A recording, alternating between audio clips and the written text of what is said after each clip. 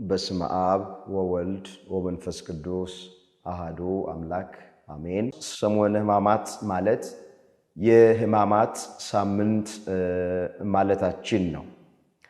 ከሆሳዕና ማግስት እስከ ትንሣኤ ድረስ ያለው አንድ ሳምንት በቤተ ክርስቲያናችን ሰሙነ ሕማማት ተብሎ ነው የሚጠራው። በዚህ ሳምንት ውስጥ የጌታችን የኢየሱስ ክርስቶስ ሕማሙን መከራውን ከሌሎች ቀናት ይልቅ በስፋት የምንዘክርበት የምናስብበት ዕለት ነው። ብዙ ክርስቲያኖች ብዙ ምዕመናን ቤተ ክርስቲያን የሚገኙበት ከብሉይ ኪዳንም ከአዲስ ኪዳንም የክርስቶስን ሕማም መከራ የሚያወሱ ምንባባት የሚነበቡበት አብዝተን ስግደት የምንሰግድበት የምንጾምበት የምንጸልይበት የተቀደሰ ሳምንት ነው። እንግዲህ ለዛሬ ከሐሙስ ተነስተን በዚህ ዕለት ምንድነው የተደረገው፣ ምንድነው የተሰራው፣ እኛስ የምንማረው ምንድነው የሚለውን መጽሐፍ ቅዱስን መሰረት አድርገን እንደ እግዚአብሔር መልካም ፈቃድ እንመለከታለን። የአባቶቻችን አምላክ እግዚአብሔር የቃሉን ደጅ ከፍቶ ሁላችንን እንዲያስተምረን ቅዱስ ፈቃዶ ይሆነልን። በሰሙነ ሕማማት ውስጥ ያለው ሐሙስ ብዙ መጠሪያ ስያሜ ነው ያለው። አንድ ሶስቱን እንደ እግዚአብሔር መልካም ፈቃድ እንመለከታለን።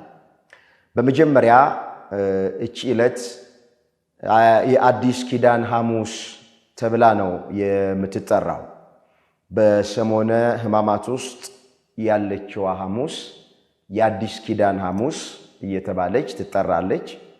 የአዲስ ኪዳን ሐሙስ የተባለበት ምክንያት ምንድነው ብለን ስንል ጌታችን ኢየሱስ ክርስቶስ መስዋዕተ ኦሪትን አስቀርቶ ስብ ማጤስ የእንስሳት ደም ማፍሰስን አስቀርቶ ራሱን የተወደደ መስዋዕት አድርጎ ያቀረበበት ቀን ስለሆነ የአዲስ ኪዳን ሐሙስ ተብሎ ነው የሚጠራው። ይሄ በመጽሐፍ ቅዱስ በማቴዎስ ወንጌል በምዕራፍ 26 ከቁጥር 26 ጀምሮ የተመዘገበ ቃል ነው።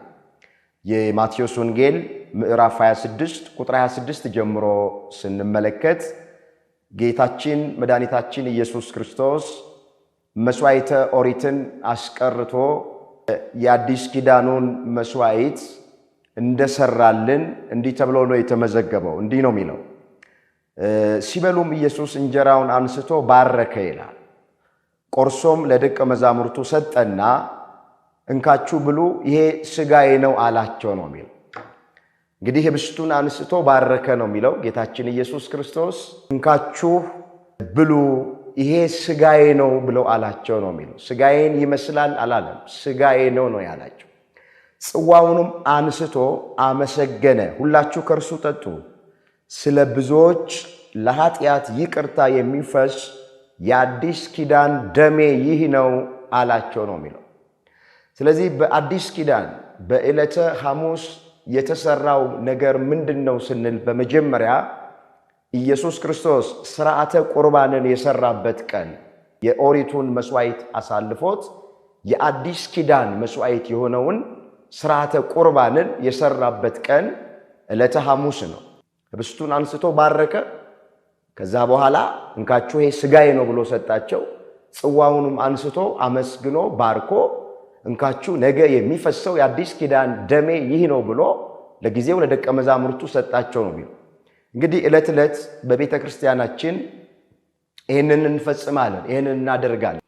አንዳንድ ሰዎች ለመታሰቢያዬ አድርጉት ብሎ ስለሚል የኢየሱስ ክርስቶስ ቅዱስ ሥጋና ክቡር ደም ወይንም ቁርባን በዘላለም ሕይወት ውስጥ ቦታ የለውም፣ ለመታሰቢያ ነው ብሎ የሚናገሩ ሰዎች አሉ። ወገኖቼ ለመታሰቢያዬ አድርጉት ሲል መታሰቢያነቱ አማናዊነቱን አያስቀረው።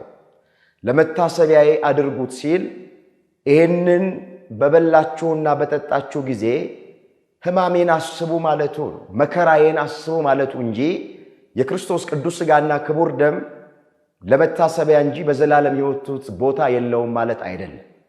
ይህን እንዳልንማ በብዙ ስፍራ ላይ ጌታችን ኢየሱስ ክርስቶስ አንድ ሰው የዘላለም ሕይወትን መውረስ ከፈለገ ቅዱስ ሥጋውን ክቡር ደሙን መቀበል እንዳለበት ተናግሯል። ለምሳሌ በዮሐንስ ወንጌል በምዕራፍ 6 ቁጥር 54 ላይ የተመዘገበ ቃል አለ። ሥጋዬን የበላ ደሜን የጠጣ የዘላለም ሕይወት አለው፣ ሥጋዬን ያልበላ ደሜን ያልጠጣ የዘላለም ሕይወት የለውም። ሥጋዬ እውነተኛ መብል ነው፣ ደሜም እውነተኛ መጠጥ ነው። ሥጋዬን የሚበላ ደሜን የሚጠጣ እኔ ከእርሱ ጋር እኖራለሁ፣ እሱም ከእኔ ጋር ይኖራል ብሎ ነው ጌታችን ኢየሱስ ክርስቶስ የተናገረ። ስለዚህ የክርስቶስ ቅዱስ ሥጋና ክቡር ደም መታሰቢያ ሳይሆን ለዘላለም ሕይወት ከሚያስፈልጉን ነገሮች መካከል አንደኛው ነው። መጽሐፍ ቅዱስ የሚያስተምረን ይህንን ነው። አምላካችን እግዚአብሔር በሥጋ ወደሙ ያለነውን በሥጋ ወደሙ ያጽናን፣ ለሥጋ ወደሙ ያልበቃነውን ቸሩ አምላካችን እግዚአብሔር ለሥጋ ወደሙ ያብቃን። አሁን ጾም ላይ ነው ያለነው። እንግዲህ ጾሙ እየተፈታ ነው። 2 እና 3 ቀን ብቻ ነው የቀረን። ብዙዎቻችን ጾሙን ስንፈታ የሚናፍቀን ነገር የዶሮ ሥጋ ነው፣ የበሬ ሥጋ ነው። ግን መቼ ነው የእግዚአብሔር ልጆች፣ ይሄ ድምፅ የሚሰማችሁ በሩቅ በቅርብ ያላችሁ፣ ጾመን በክርስቶስ ቅዱስ ሥጋና ክቡር ደም የምንፈታው መቼ ነው? ጾማችን ጥሩ ነው፣ ጸሎታችን ጥሩ ነው፣ ስግደታችን ጥሩ ነው፣ አምልኮታችን ሁሉ ጥሩ ነው። ግን አባቶቻችን ምን ይላል? የሺህ ፍልጥ ማሰሪያው ልጥ ይላል። የሁሉ ነገር ማሰሪያውና መጠቅለያው የክርስቶስ ቅዱስ ሥጋና ክቡር ደም ነው። ስለዚህ ፍርሃታችንን ትተን ምክንያት መስጠታችንን ትተን ወደዚህ የሕይወት ማዕድ ኢየሱስ ክርስቶስ በቀራንዮ አደባባይ በመስቀል ላይ ቆርሶ ሥጋውን ሰጥቶናል፣ ደሙን አፍስሶ ሰጥቶናል። ስለዚህ ከኛ የሚጠበቀው ንስሐ ገብተን ከተጣላነው ጋር ታርቀን የቀማነው ነገር ካለ መልሰን የበደልነውን ሰው ክሰን ወደዚህ የሕይወት ማዕድ ሁላችንን መቅረብ መቻል አለብን። አንዳንድ ሰዎች ለምንድን ነው ማትቆርቡት ተብለው ሲጠየቁ አይ እኔ እፈራለሁ የሚሉ ሰዎች አሉ። ወገኖቼ ፍርሃታችን ጥሩ ነው፣ አክብሮታችን ጥሩ ነው። ግን እየፈራን የምንርቅ ከሆነ ወገኖቼ የማይጠቅም ፍርሃት ነው። እየፈራን እንቅረብ እንጂ እየፈራን አንራቅ። እፈራለሁ ብቻ ማለታችን በራሱ በቂ አይደለም። ፍርሃቱ የሚያርቅ ፍርሃት ከሆነ ጥቅም የሌለው ፍርሃት። እግዚአብሔር ድካማችንን ያውቃል። አንዳንዶቻችን ደግሞ ከቆረብኩኝ በኋላ የክርስቶስን ቅዱስ ሥጋና ክቡር ደም ከተቀበልኩ በኋላ ብበድልስ ኃጢአት ብሰራስ ብለው ገና ለገና የሚፈሩ ሰዎች አሉ። በዚህ ምክንያት ከዚህ የሕይወት ማዕድ የራቁ ሰዎች አሉ። ልንበድል እንችላለን፣ ደካሞች ነን። የለበስነው ሥጋ ደካማ ሥጋ ነው። በዚህ ምድር ላይ አንድ ቀን እንኳን የመኖር ዕድል ቢኖረን በዚያች አንድ ቀን ውስጥ እግዚአብሔርን እንበድለዋል። ስለዚህ እግዚአብሔር ድካማችንን ስለሚያውቅ አሁን ንስሐን አዘጋጅቶልናል። በንስሐ የወደቀን እንነሳለን፣ የረከስን እንቀደሳለን። እንደገና ደግሞ መልሰን ወደዚህ ወደ ቅዱስ ሥጋውና ወደ ክቡር ደሙ መቅረብ እንችላለን። ሰሞነ ሕማማት ውስጥ ያለችው ሐሙስ ሥርዓተ ቁርባን የተሰራባት ቀን ናት ብቻ ማለት ሳይሆን እኛም ወደዚህ የሕይወት ማዕድ በእግዚአብሔር ቸርነት እንድንቀርብ አምላካችን እግዚአብሔር ሁላችንን በቸርነቱ ይርዳል። መጽሐፍ ቅዱስን ስናነብ የልጁ የኢየሱስ ክርስቶስ ደም ከኃጢአት ሁሉ ያነጻል ተብሎ ነው የተጻፈው። በዚያ በአንደኛ የዮሐንስ መልእክት ምዕራፍ 1 ቁጥር 7 ላይ የተመዘገበ የእግዚአብሔር ቃል የልጁ የኢየሱስ ክርስቶስ ደም ከኃጢአት ሁሉ ያነጻል ነው። መቼ ነው የልጁ የኢየሱስ ክርስቶስ ደም ከኃጢአት የሚያነጻው ስንል አምነን የተቀበልነው እንደሆነ ነው።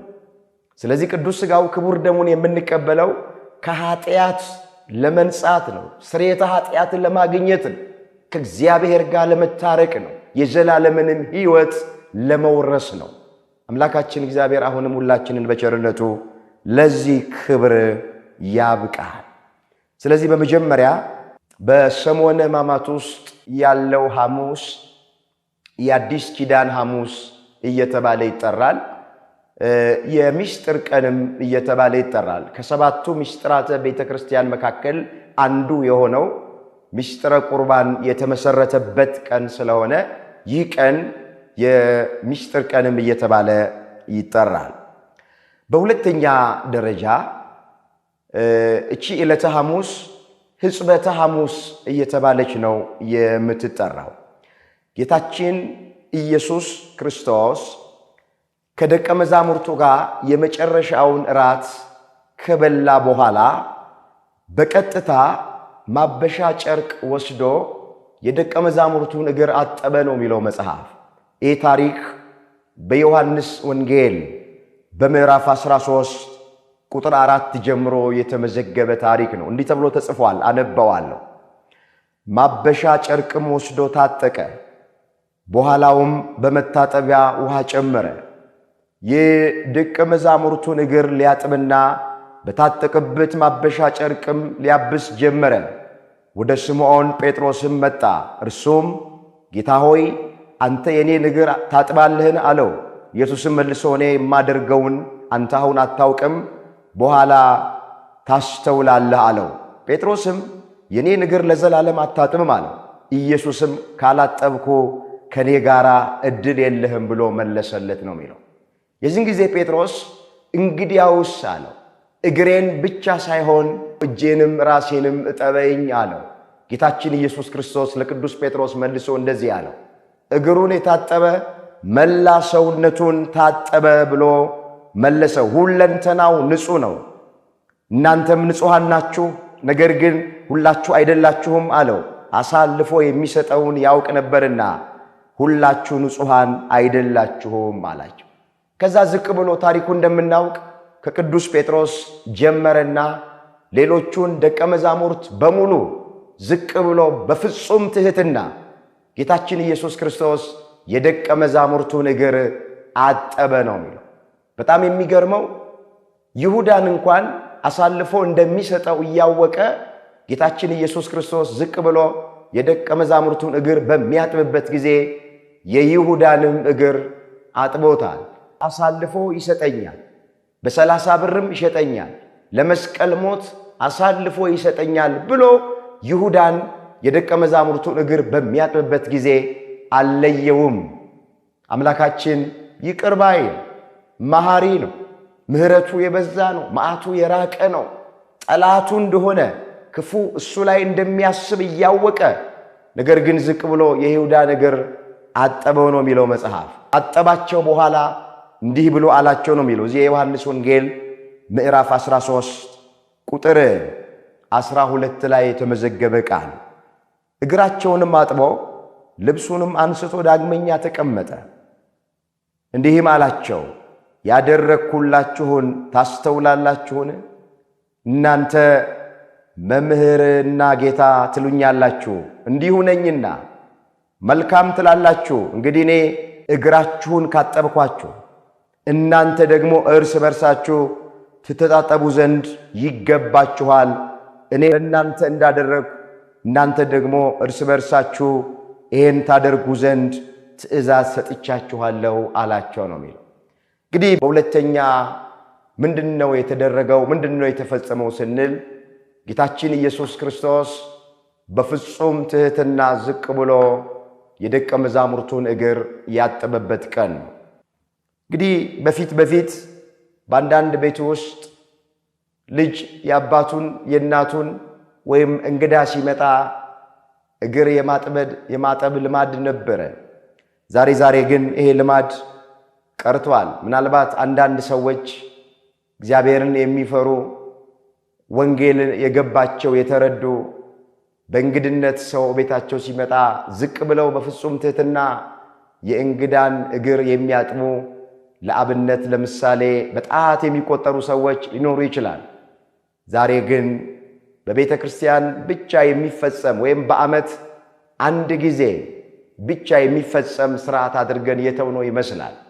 አምላካችን እግዚአብሔር ይህን ደግ ሥርዓት መልሰን እንግዶችን እግር በማጠብ የሚገኘውን በረከት እንድናገኝ አምላካችን እግዚአብሔር ሁላችንን በቸርነቱ ይርዳን።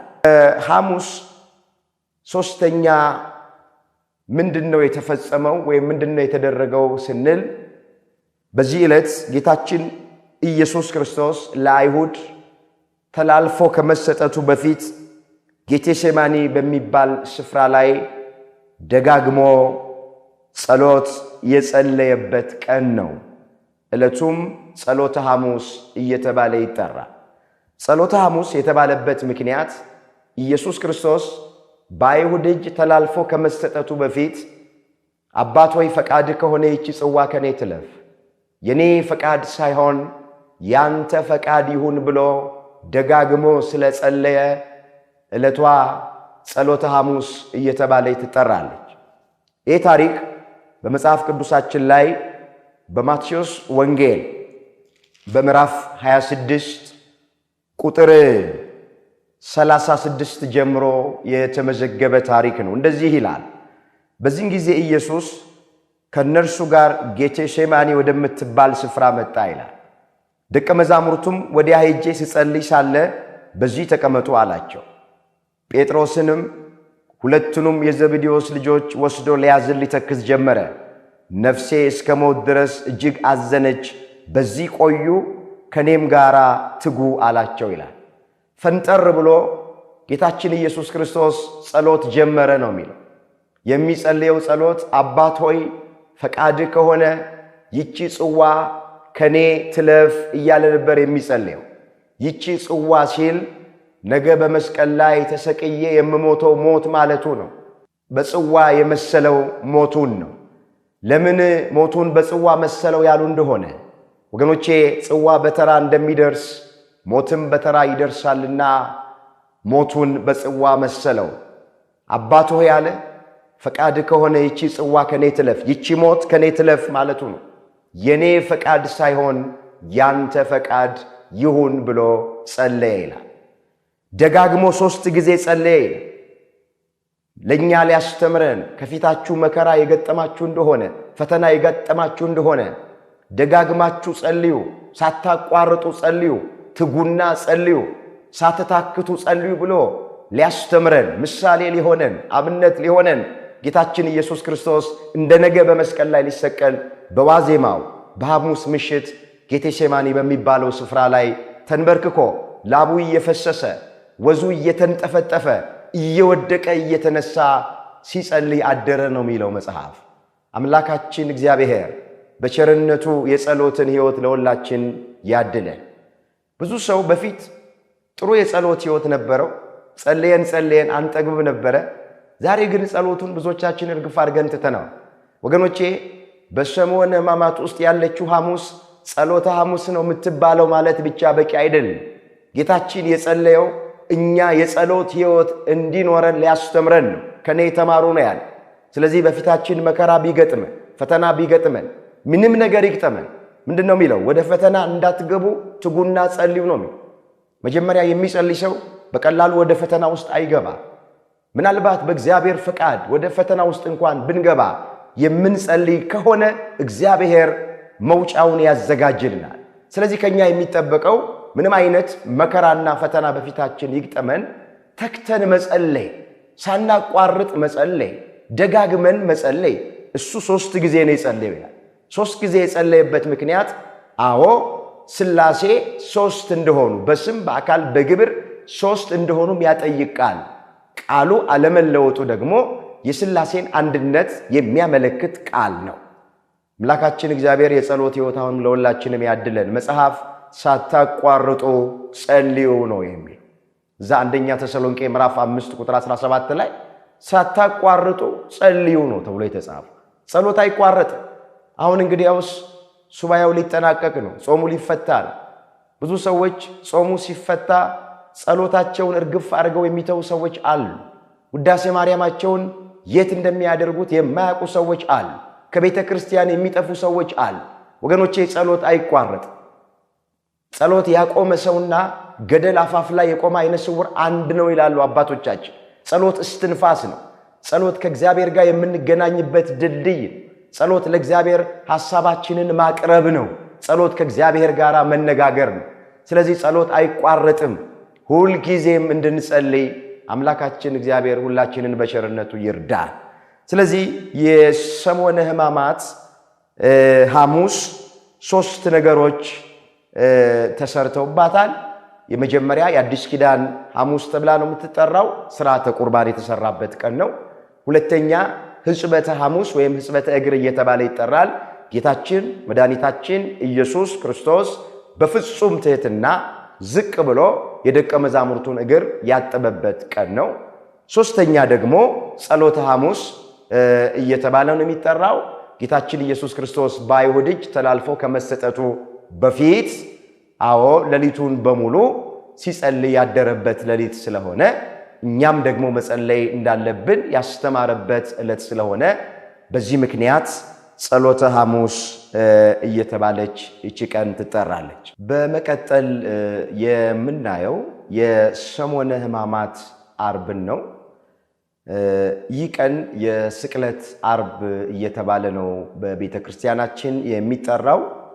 በዚህ ቀን ጌታችን ኢየሱስ ክርስቶስ ለአዳምና ለልጆቹ ሁሉ ቤዛ ሆኖ የተሰቀለበት ቀን ነውና የስቅለት ዓርብ እየተባለ ነው ቀኑ የሚጠራው። እንግዲህ ሁልጊዜ እንደሚነገረን በቤተ ክርስቲያናችን ሥርዓት መሰረት ከበዓለ ሃምሳ ውጪ ረቡዕና ዓርብን በጾምና በጸሎት ነው በቤተ ክርስቲያናችን የምናሳልፈው። ሮብን የምንጾምበት ምክንያት አይሁድ ጌታችን ኢየሱስ ክርስቶስን ለመስቀል ሞት አሳልፈው ለመስጠት የተማከሩበት ቀን ስለሆነ ምክረ አይሁድ ተብሎ ስለሚጠራ ሮብን ሁልጊዜም በጾም በጸሎት ነው የምናሳልፈው። ዓርብንም የምንጾምበት ምክንያት ኢየሱስ ክርስቶስ ለአዳምና ለልጆቹ ሲል ከሰማይ ዝቅ ብሎ ከምድር ደግሞ ከፍ ብሎ በዕፀ መስቀል ላይ የተሰቀለበት ቀን ነው። ስለዚህ በሰሞነ ሕማማት ውስጥ ያለው ዓርብ የስቅለት ዓርብ ተብሎ ነው የሚጠራው። ጌታችን ኢየሱስ ክርስቶስ ስለ ሁላችንም 13ቱን ሕማማተ መስቀል ከተቀበለ በኋላ በመስቀል ላይ የተሰቀለበት ቀን ነው። ሁላችን እንደምናውቅ ጌታችን ኢየሱስ ክርስቶስ ለመስቀል ሞት አሳልፎ የሰጠው ከ12ቱ ሐዋርያት መካከል አንዱ የሆነው ይሁዳ ነው። ይሄ በመጽሐፍ ቅዱስ በብዙ ስፍራ ላይ ተመዝግቦ የምናገኘው ታሪክ ነው። በዚህ በማቴዎስ ወንጌል በምዕራፍ 26 ቁጥር 14 ጀምሮ ስንመለከት በዚያን ጊዜ የአስቆሮቱ ይሁዳ የሚባለው ከ12ቱ አንዱ ወደ ካህናት አለቆች ሄዶ ምን ልትሰጡኝ ትወዳላችሁ? እኔ አሳልፌ እሰጣችኋለሁ ብሎ አላቸው ነው የሚለው። እነርሱም 30 ብር መዘኑለት ነው የሚለው። ከዚች ሰዓት ጀምሮ ይሁዳ መምህሩን፣ ጌታውን፣ አምላኩን አሳልፎ ለአይሁድ ለመስጠት ምቹ ጊዜ ይፈልግ ነበረ ነው የሚለው። ምቹ ጊዜ አገኘ። ወደ ጌታችን ወደ መድኃኒታችን ወደ ኢየሱስ ክርስቶስ መጣና የምስመው እሱ ነው፣ አጥብቃችሁ ያዙት ብሎ ጌታችን ኢየሱስ ክርስቶስን በመሳም ለአይሁድ አሳልፎ ሰጠው ነው የሚል። ይህ ታሪክ በማቴዎስ ወንጌል በምዕራፍ 26 ቁጥር 47 ላይ የተመዘገበ ቃል እንደዚህ ይላል። ይህንንም ገና ሲናገር እነሆ ከ12ቱ አንዱ ይሁዳ መጣ፣ ከእርሱ ጋር ብዙ ሕዝብ ሰይፍና ጎመድ ይዘው ከካህናት አለቆች ከሕዝብ ሽማግሌዎች ዘንድ መጡ ይላል። አሳልፎ የሚሰጠውም የምስመው እሱ ነው፣ አጥብቃችሁ ያዙት ብሎ ምልክት ሰጣቸው ነው የሚለው። ወዲያውም ወደ ኢየሱስ ክርስቶስ ቀረበና ወዳጄ ሆይ ሰላም ላንተ ይሁን ብሎ ሳመው ይላል። ኢየሱስም ወዳጄ ሆይ ለምን ነገር መጣህ አለው። በዚያን ጊዜ ቀርቦ እጃቸውን በኢየሱስ ላይ ጭነው ያዙት ነው የሚል። እንግዲህ ጌታችን ኢየሱስ ክርስቶስን ለመስቀል ሞት አሳልፎ የሰጠው ከሩቅ የመጣ ሰው አይደለም። ከዋለበት የዋለ ካደረበት ያደረ የእጁን ተአምራት በዓይኖቹ የተመለከተ የቃሉን ትምህርት በጆሮቹ ያደመጠ ዋስትና የሚያሰጥ ሥራውን ትቶ ከክርስቶስ ጋር የነበረ ሐዋርያው ይሁዳ ነው። ኢየሱስ ክርስቶስን ለአይሁድ አሳልፎ የሰጠው እሱ ነው። የጎረሰበትን ጣት የነከሰ ነው ይሁዳ ማለት። የታጠበበትን እጅ የረገጠ ነው ይሁዳ ማለት። የበላበትን ወጨት የሰበረ ነው ይሁዳ ማለት። የምስመው እሱ ነውና አጥብቃችሁ ያዙት ብሎ ምልክት ሰጣቸው። የቤተ ክርስቲያን ሊቃውንት ይህንን ቃል ሲፈቱት ቅዱስ ዮሐንስ ወንጌላዊውና ጌታችን ኢየሱስ ክርስቶስ በመልክ ይመሳሰሉ ነበርና ጌታችንን ያዝን ብለው ወንጌላዊውን ቅዱስ ዮሐንስ እንዳይዙት አው ለምልክትነት የምስመው እሱ ክርስቶስ ነውና አጥብቃችሁ ያዙ ብሎ ለአይሁድ አው ምልክት ሰጣቸው። ሁላችን እንደምናውቅ መሳም የፍቅር ምልክት ነው፣ የጠብ ምልክት አይደለም። የፍቅሩን ምልክት ይሁዳ የጠብ ምልክት አድርጎ መጣ። እቅፍ አድርጎ ሳመው። አባቶቻችን ይሁዳ ክርስቶስን ነከሰው እንጂ አልሳመውም ብለው ይናገራል። ወዲያው ሰይፍና ጎመድ የያዙ ጻፍት ፈሪሳውያን ሊቃነ ካህናት ነበሩ። ጌታችን መድኃኒታችን ኢየሱስ ክርስቶስን ያዙት ነው የሚል። የሚገርመው ግን ኢየሱስ ክርስቶስ ተላልፎ በይሁዳ ምክንያት በተሰጠ ጊዜ ይሁዳ መጥቶ እቅፍ አድርጎ ሲስመው ጌታችን ያለው ምንድን ነበረ? ወዳጄ ሆይ ስለምን ነገር መጣህ ነው ያለው። ይሁዳ ስለምን ነገር እንደመጣ ኢየሱስ ክርስቶስ ያውቃል። በሱ ዘንድ ማይገለጥ የተከደነ የማይታይ የተሰወረ ነገር የለም። ሁሉን ነገር ያውቃል የኛ አምላክ። ነገር ግን እንዳላዋቂ ሆነና ወዳጄ ሆይ ስለምን ነገር መጣህ አለው። ምን ሲለው ነው? የፍቅሩን ምልክት የጠብ ምልክት አድርገ መጣህን ብሎ ሲለው፣ እግረ መንገዱን ጠላቶቻችሁን ውደዱ ብሎ ሲያስተምረን። ይሁዳ ጠላቱ ነው፣ ለሞት አሳልፎ የሰጠው ነው ክርስቶስን። ይሁዳ ጠላቱ ነው፣ ኢየሱስ ክርስቶስን ለሞት አሳልፎ የሰጠ ነው። ግን ጠላቱ ሆኖ ሳለ ጠላቴ አላለው፣ ወዳጄ ሆይ ስለምን ነገር መጣህ አለ። የኛ አምላክ ጠላቶቹን የሚወድ ነው። ምንድነው የሚለው? የማቴዎስ ወንጌል ምዕራፍ 5 ቁጥር 43 ላይ ጠላትህን ጥላ ወዳጅህን ውደድ እንደተባለ ሰምታችኋል። እኔ ግን እላችኋለሁ ጠላቶቻችሁን ውደዱ፣ ስለሚያሳድዷችሁ ጸልዩ፣ የሚረግሟችሁን መርቁ፣ ይህን በማድረጋችሁ የእግዚአብሔር ልጆች ትባላላችሁ ነው የሚለው መጽሐፍ። ስለዚህ ኢየሱስ ክርስቶስ ጠላቱን ወዶ ጠላቶቻችንን እንድንወድ አስተማረን። እንዴ ጎኑን በጦር የወጋውን ሰው እኮ ሌንጊኖስ የተባለውን ያን ሰው አይኑን ያበራለት። ለጠላቱ አይኑን ያበራ ጌታ ነው የኛ ጌታ። ለጠላቱ አይኑን ያበራ ነው የኛ አምላክ። ጠላቶቻችሁን ውደዱ ሲል በቃል ብቻ አይደለም፣ በተግባር ጠላቱን ወዶ ጠላቶቻችንን እንድንወድ ያስተማረን አምላክ ነው። ጠላት ከሩቅ አይመጣም ይላሉ አባቶቻችን። ኢየሱስ ክርስቶስን ለመስቀል ሞት አሳልፎ የሰጠው እዛው ከዋለበት የዋለ ካደረበት ያደረ የእጁን ተአምራት የተመለከተ የቃሉን ትምህርት በጆሮቹ ያደመጠ ይሁዳ ነው ክርስቶስን ለመስቀል ሞት አሳልፎ የሰጠ። መጽሐፍ የሰላሜ ሰው ያልኩት የተማመንኩበት እንጀራዬን የበላ ተረከዙን አነሳብኝ ተብሎ ተጽፏል። በዚያ በመዝሙር 40 ቁጥር 9 ላይ የተመዘገበ የእግዚአብሔር ቃል። ዳዊት ይህንን ኃይለ ቃል ስለ ብዙ ነገር ተናግሮታል። የሰላሜ ሰው ያልኩት የተማመንኩበት ልጄ አቤሴሎም እንጀራዬን የበላ ተረከዙን አነሳብኛል። ዳዊት አስቀድሞ ይህንን ቃል ስለ ልጁ ስለ አቤሴሎም የተናገረው ቃል ለፍጻሜው ባጭሩ የሰላሜ ሰው ያልኩት የተማመንኩበት እንጀራዬን የበላ ተረከዙን አነሳብኝ ሲል ስለ ይሁዳ የተነገረ ቃል። የሰላሜ ሰው ያልኩት የተማመንኩበት ይሁዳ እንጀራዬን የበላል። እንጀራ የሕይወት እንጀራ ቅዱስ ሥጋውን ክቡር ደሙን ከጌታው እጅ ከአምላኩ እጅ ከመምህሩ እጅ ተቀብሎ ነበር። እንጀራዬን የበላ ወደ ሙዳይ ምጽዋት ከሚገባው ከ10 አንድ ይበላ ነበረ። እንጀራ ያለው አንዱን እሱ ነው። እንጀራዬን የበላ የሕይወት ቃል የተማረ ያደመጠ የሰማ አዎ ተረከዙን አነሳብኝ አለ። የምክር ተረከዙን አነሳ በጌታው ላይ። አሳልፌ ብሰጣችሁ ምን ትሰጡኛላችሁ የሚል የምክር ተረከዝ። 30 ብር መዘኑለት። በ30 ብር ጌታውን ሸጠ፣ አምላኩን ሸጠ፣ መምህሩን ሸጠ። የጎረሰበትን ጣት ነከሰ፣ የታጠበበትን እጅ ረገጠ ማለት ይሄ ነው። የበላበትን ወጨት ሰበረ። ይሁዳ ቆራቢ ነበረ። የእግዚአብሔር ልጆች ግን ቆርቦ ተኮንኗል። ቆርቦ ከመኮነን አምላካችን እግዚአብሔር ሁላችንን በቸርነቱ ይጠብቃል። እንግዲህ መጽሐፍ የሰው ጠላቱ የቤቱ ሰዎች ናቸው ነው የሚለው። እዛ ትንቢተ ሚክያስ ምዕራፍ 7 ቁጥር 6 ላይ ጌታችን ኢየሱስ ክርስቶስን ቅድም እንደተረክነው ለመስቀል ሞት አሳልፎ የሰጠው ከሩቅ የመጣ ሰው አይደለም፣ ይሁዳ። ዛሬም የቤተ ክርስቲያን ጠላት ከሩቅ የመጡ ሰዎች አይደለም፣ በውስጥ ያሉ ሰዎች ናቸው። ልክ ኢየሱስ ክርስቶስን ይሁዳ ለመስቀል ሞት አሳልፎ እንደሰጠው ዛሬም ቤተ ክርስቲያኒቱን የሚፈታተኗት የቅርብ ሰዎች ናቸው። ታሪክ ስናጠና የመጽሐፍ ቅዱስን ታሪክ አቤልን የገደለው ወንድሙ ቃየን፣ ዮሴፍን የሸጡት የገዛ ወንድሞቹ ናቸው። ኢየሱስ ክርስቶስን ለመስቀል ሞት አሳልፎ የሰጠው ይሁዳ ነው። ለዚህ ነው መጽሐፍ የሰው ጠላቱ የቤቱ ሰዎች ናቸው ብሎ የተናገረው። አምላካችን እግዚአብሔር ከወዳጅ ጠላት ሁላችንን በቸርነቱ ይጠብቃል። ስለዚህ በዕለተ ዓርብ ጌታችን መድኃኒታችን ኢየሱስ ክርስቶስ በይሁዳ ምክንያት በደቀ መዝሙሩ ምክንያት ለአይሁድ ተላልፎ ተሰጥቷል።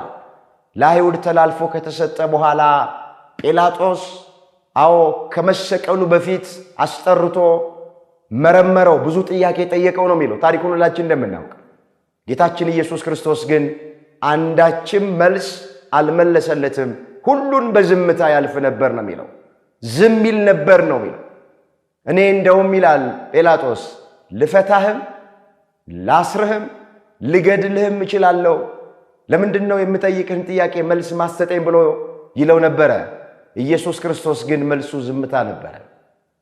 ከዚህ በኋላ ነው እንግዲህ የጲላጦስ ሚስት መልእክት የላከችበት በዚህ ንጹሕ ሰው ላይ ምንም ነገር እንዳታደርግ፣ በህልሜ ስሰቃይ እንቅልፌን አጥቼ ነው ያደርኩት፣ ንጹሕ ነው፣ ነውር ነቀፋ የለበትም፣ በደል የለበትም፣ ወንጀል የለበትም፣ ምንም ነገር እንዳታደርግ ተጠንቀቅ ብላ የጲላጦስ ሚስት መልእክት ላከች ይላል።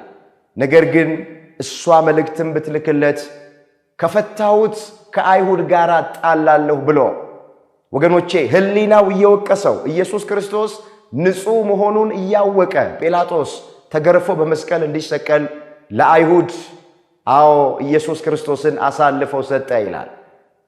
ባካችሁ ህሊናችን አታድርጉ ካለን ምንም ነገር አናድርግ። ከእግዚአብሔር በታች ህሊና እውነተኛ ዳኛ ነው።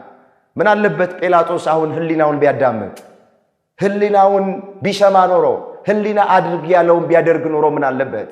ህሊናው እየወቀሰው እኮ ነው ወገኖቼ። ኢየሱስ ክርስቶስን ንጹሕ መሆኑን እያወቀ ወንጀል እንደሌለበት እያወቀ ነውር ነቀፋ እንደሌለበት እያወቀ ኃጢአት እንደሌለበት እያወቀ ተገርፎ በመስቀል እንዲሰቀል ለአይሁድ አሳልፎ የሰጠው ኢየሱስ ክርስቶስን ብፈታው ከአይሁድ ጋር እጣላለሁ፣ ስልጣኔን አጣለሁ ብሎ ህሊናው እየወቀሰው ኢየሱስ ክርስቶስን ለመስቀል ሞት ተገርፎ እንዲሰቀል አሳልፎ ሰጠ ነው የሚለው። ይህ ታሪክ በማቴዎስ ወንጌል ምዕራፍ 27 ቁጥር 19 ጀምሮ የተመዘገበ ቃል ነው። እንግዲህ ይሁዳ ጌታችንን ሸጠው በ30 ብር ጲላጦስ ፊት ቀረበ። ኢየሱስ ክርስቶስ ብዙ መረመረው። ምንም አይነት ኃጢአት፣ ምንም አይነት ወንጀል አላገኘበትም። ልፍታው ብሎ ሲል በዛ የተሰበሰቡት አይሁድ በፍጹም መፈታት የለበትም እያሉ ይጮሁ ጀመረ። ስቀለው ስቀለው ስቀለው እያሉ ይጮሁ ጀመረ።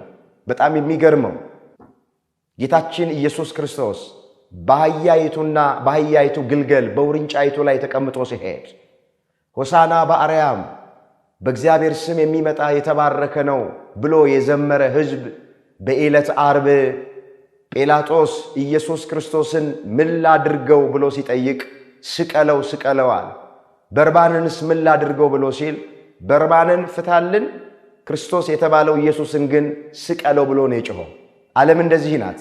አንድ ቀን ታጨበጭባለች፣ አንድ ቀን ደግሞ ለመከራ አሳልፋ ትሰጠናለች። ኢየሱስ ክርስቶስ በዕለተ ሆሳዕና ተመሰገነ፣ ብዙዎች አጨበጨቡለት። ዛሬ በዕለተ ዓርብ ግን ይሰቀል ይሰቀል ብለው አንደበታቸውን ቀይረው ምስጋናውን ትተውት ረስተውት እንዳላመሰገኑት ዛሬ በዕለተ ዓርብ ግን ይሰቀል ብለው ተናገሩ። ዛሬም በዓለማችን የምናየው ይሄንን ጠዋት የሚመርቁን ሰዎች ከሰዓት ይረግሙናል። እያቆላመጡ የጠሩን ሰዎች ስማችንን መጥራት ይጸየፋሉ። ዓለም እንደዚህ ናት ወገኖቼ። ከዓለም ፍትህ አትጠብቁ፣ ከዓለም በጎ ነገር አትጠብቁ። ዓለም ቋሚ የሆነ ነገር የላት። ጌታችን ኢየሱስ ክርስቶስ ተላልፎ ሊሰቀል ተሰጠ ነው የሚለው ይህ ታሪክ በዚህ በማቴዎስ ወንጌል በምዕራፍ 27 ቁጥር 22 ላይ የተመዘገበ ነው። እንዲህ ተብሎ ነው የተጻፈው። ጲላጦስ ክርስቶስ የተባለው ኢየሱስን እንግዲህ ምን ላድርገው አላቸው። ሁሉም ይሰቀል አሉ። ገዢውም ምንድነው ያደረገው ክፋት ብሎ ጠየቃቸው። እነርሱ ግን ይሰቀል እያሉ ጩኸት አበዙ። ጲላጦስ ሁከት እንዲጀመር እንጂ አንዳች እንዳይረባ ባየ ጊዜ ውሃ አንስቶ እኔ ከዚህ ጻድቅ ሰው ደም ንጹሕ ነኝ፣ እናንተ ተጠንቀቁ ብሎ በሕዝቡ ፊት እጁን ታጠበ ይላል። ሕዝቡንም ሁሉ መልሰው ደሙ በእኛና በልጆቻችን ላይ ይሁን አሉ። በዚያን ጊዜ በርባንን ፈታላቸው፣ ኢየሱስን ግን ተገርፎ እንዲሰቀል አሳልፎ ሰጣቸው ነው የሚል። እንግዲህ ጲላጦስ ወንጀለኛውን በርባን፣ ደም አፍሳሽ የነበረውን በርባን፣ ቋንጃ ቆራጭ የነበረውን በርባን፣ ከልጅነት እስከ እውቀት በወንጀል ውስጥ የኖረውን በርባን ፈቶ ንጹሑን ክርስቶስ ተገርፎ እንዲሰቀል ለአይሁድ አሳልፎ ሰጣቸው ነው የሚል። ወገኖቼ ይቺ ዓለም ፍትሕ አታውቅም። ዓለም ዳኝነትን አታውቅም። በርባኖችን እየፈታች ክርስቶሶችን ደግሞ ትሰቅላለች። ወንጀለኞችን፣ አመፀኞችን ንጹሕ ናችሁ እያለ ትፈታለች ይቺ ዓለም፣ እንደ በርባን ያሉትን ማለት። እንደ ክርስቶስ ደግሞ ንጹሕ የሆኑትን ወንጀል የሌለባቸው ኃጢአት የሌለባቸውን ደግሞ በግፍ ወደ ወህኒ ታወርዳለች። አባቶቻችን ምንድን ነው የሚሉት? እስረኞች ሁሉ ወንጀለኞች አይደሉም ይላል። ዛሬ ተፈርዶባቸው ወህኒ የወረዱት እስር ቤት ያሉት ወገኖቻችን በሙሉ ወንጀለኞች አይደሉም። አዎ አንዳንዶቹ እጃቸውን ያገኙት የዘሩትን ያጨዱት ወንጀል ሰርተው ነው፣ ለነሱ ሊገባቸው ይችላል። አንዳንዶቹ ነፍስ አጥፍተው ነው፣ ደም አፍሰው ነው፣ ሰነድ ሰርዘው ደልዘው ነው፣ ጉቦ ተቀብለው ነው፣ ማይገባቸውን ነገር ወስደው ሊሆን ይችላል። ግን ምንም ሳያውቁ በሐሰት ተመስክሮባቸው 4 ዓመት 5 ዓመት 10 ዓመት በሙሉ ወህኒ ቤት ውስጥ የሚማቅቁ ሰዎች አሉ። ወገኖቼ እስረኞች ሁሉ ወንጀለኞች አይደሉም የሚሉት አባቶቻችን ለዚህ ነው። ዮሴፍ ታሪኩን ሁላችን እናውቀዋል። የጲጢፋራ ሚስት ፍቃዴን ካልፈጸምክ አብረህን ካልተኛ ስትለው እንቢ ስላላት ነው አይደል እንዴ? ኃጢአት አልሰራም ስላለ ነው በግፍ ወደ ወህኒ የወረደ የታሰረው። ኢየሱስ ክርስቶስም በመስቀል ላይ የተሰቀለው በርባን ተፈቶ ኢየሱስ ክርስቶስ ወንጀለኛ ተብሎ አዎ በመስቀል ላይ ተሰቀለ። 13ቱ ሕማማተ መስቀልን ተቀበለ። እነዚህ 13ቱ ሕማማተ መስቀል አንደኛ ራሱን በዘንግ ተመታ፣ ሁለተኛ ወደ ኋላ የፊጥኝ መታሰር፣ ሶስተኛ በጥፊ ፊቱን መመታት፣ አራተኛ ጀርባውን በጅራፍ መገረፍ፣ አምስተኛ የሾህ አክሊል መድፋት፣ ስድስተኛ መስቀል መሸከም፣ ሰባተኛ መራራ ሐሞትና ከርቤን መጠጣት፣ ስምንተኛ በእግረ አይሁድ መረገጥ፣ ከ9 እስከ 13 ያሉት 5ቱ ቅነዋት ሳዶር፣ አላዶር፣ ዳናት፣ አዴራ፣ ሮዳስ የሚባሉትን 5 ችንካሮች ተቸነከረ። እነዚህን ስንቆጥራቸው 13 ይመጣል። 13ቱ ሕማማተ መስቀልን ከተቀበለ በኋላ አይሁድ ጌታችን ኢየሱስ ክርስቶስን በመስቀል ላይ ሰቀሉት። ጎኑን በጦር ወጉት፣ እጆቹን በሚስማር ቸነከሩት፣ የሾህ አክሊል ደፉበት። ወገኖቼ 6666 ጊዜ በጅራፍ ገረፉት። ይህን ሁሉ መከራ ካደረሱበት በኋላ ዓርብ 6 ሰዓት ላይ በመስቀል ሰቀሉት ነው የሚል። በዕለተ ዓርብ በቤተ ክርስቲያን ተገኝተን በስግደት የምንወድቀው የምንነሳው ጌታችን ኢየሱስ ክርስቶስ ስለኛ ሲል መስቀል ተሸክሞ መውደቁን መነሳቱን እያሰብን፣ ስንራብ ስለኛ ሲል የተራበውን ጌታ እያሰብን ነው። ወገኖቼ በዕለተ ዓርብ ስንራብ በጾምን ጊዜ ስለኛ ሲል የተራበውን ጌታ እያሰብን ነው። ስንጠማ ስለኛ ሲል የተጠማውን አምላክ እያሰብን ነው። በስግደት የምንወድቀውና የምንነሳው መስቀል ተሸክሞ ከሊጦስጥራ እስከ ተሰቀለበት እስከ ቀራንዮ ድረስ እየወደቀ እየተነሳ የሄደውን ኢየሱስ ክርስቶስን እያሰብን ነው። በዕለተ ዓርብ በስግደት የምንወድቀውና የምንነሳው። አንዳንድ ሰዎች የኢትዮጵያ ኦርቶዶክሳዊት ተዋሕዶ ቤተ ክርስቲያን ኢየሱስን አትሰብክም፣ ኢየሱስ ክርስቶስን አታውቅም ብለው ሲናገሩ በጣም ያሳዝናል። እስኪ ይምጡ፣ የሌላውን ቀን ይተውት። በዚህ በሰሞነ ሕማማት ውስጥ እንኳን በቤተ ክርስቲያኒት ውስጥ የሚፈጸመውን ሥርዓት እስኪ ይዩት። ማን ነው እንደዚች ቤተ ክርስቲያን ለመሆኑ ኢየሱስ ክርስቶስን የሚሰብክ ወገኖቼ ማን ነው? እንደ ኢትዮጵያ ኦርቶዶክስ ተዋሕዶ ቤተክርስቲያን ኢየሱስ ክርስቶስን ለዓለም ገልጦ ያሳየ? ቅዱስ ጳውሎስ እኮ ያለው ለዚህ እኮ ነው። መቼስ አይሁድ ምልክትን የግሪክ ሰዎችም ጥበብን ይሻሉ፣ እኛ ግን አለ የተሰቀለው ኢየሱስ ክርስቶስን እንሰብካለናል። አንደኛ ቆሮንቶስ ምዕራፍ 1 ቁጥር 23 ላይ የተመዘገበ ቃል። እንግዲህ ጌታችን ኢየሱስ ክርስቶስ ለቤዛ ዓለም በሞት ያለነውን ወደ ሕይወት ላይ ያሻግረን፣ በጨለማ ያለነውን ወደ ብርሃን ላይ ያሻግረን፣ አዎ የተዘጋችውን ገነት ሊከፍትልን፣ ታሪካችንን ሊቀይር፣ ቀንበራችንን ሊሰብር፣ አዎ በዕለተ ዓርብ 6 ሰዓት በመስቀል ላይ ተሰቀለ። 9 ሰዓት ሲሆን ነፍሱን ከሥጋው በፈቃዱ ለየ። በ11 ሰዓት ወደ መቃብር ወረደ። ለዚህ ነው ቅዱስ ጳውሎስ አንዱ ስለ ሁሉ ሞተ ብሎ የተናገረው። ሁለተኛ ቆሮንቶስ ምዕራፍ 5 ቁጥር 14 ላይ ብርሃነ ዓለም ቅዱስ ጳውሎስ ሲናገር አንዱ ስለ ሁሉ ሞተ አለ። አንዱ ያለው ከሦስቱ ቅዱስ አንዱ ቅዱስ አካላዊ ቃል እግዚአብሔር ወልድ ኢየሱስ ክርስቶስ ስለ ሁሉ ሞተ። ወገኖቼ ኢየሱስ ክርስቶስ የሞተው ስለ ሁላችን፣ አማኒ ከሃዲ አላለም፣ ነጭ ጥቁር አላለም፣ ወንድ ሴት አላለም። በሩቅም በቅርብም ላሉት ለሚያምኑትም ለማያምኑትም አንዱ ኢየሱስ ክርስቶስ ስለ ሁላችን ሞተ። ሞትን ይሽረው ዘንድ ሞተ። ሙታንን ያድናቸው ዘንድ ሞተ። እኛን ከሞት ወደ ሕይወት ያሻግረን ዘንድ ሞተ። የተዘጋችውን ገነት ይከፍትልን ዘንድ ኢየሱስ ክርስቶስ ሞተ። እንግዲህ ዓርብ ስንል ጌታችን ኢየሱስ ክርስቶስ ስለ አዳምና ስለኛ ስለ ልጆቹ በመስቀል ላይ ተሰቅሎ የሞተበትን ቀን የምናስብበት ዕለት ነው። አሁንም በቸርነቱ እዚህ ዕለት እዚህ ሰዓት ያደረሰን አምላክ ስሙ የተመሰገነ ይሁን። እችን ቀን በሰላም አስፈጽሞ ለብርሃነ ትንሣኤው እንዲያደርሰን ቅዱስ ፈቃዱ ይሁንልን።